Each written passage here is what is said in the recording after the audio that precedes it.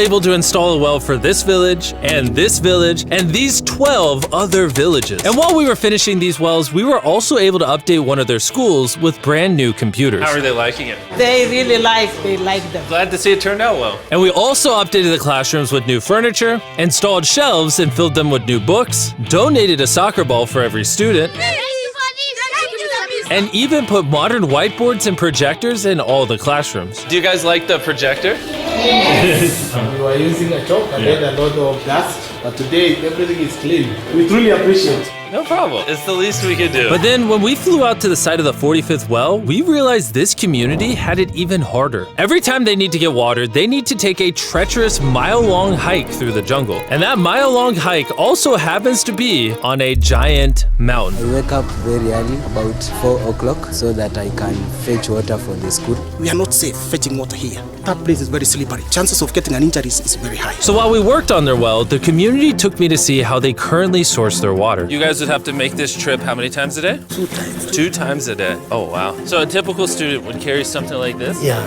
Oh, God. If 200 students did this every day, how hard could it be? It could be very hard. Oh boy.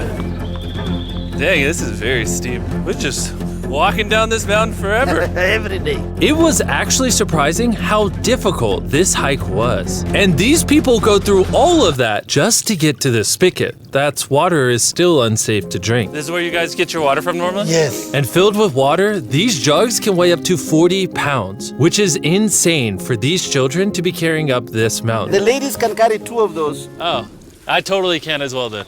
And as soon as these jugs were filled, it was time to head all the way back up. Hurry up, let's go. He's not even sweating or anything. I got it. And now, instead of spending hours a day for unsafe water, their new well is only 10 feet away from the school. So, They can just fill it up here now.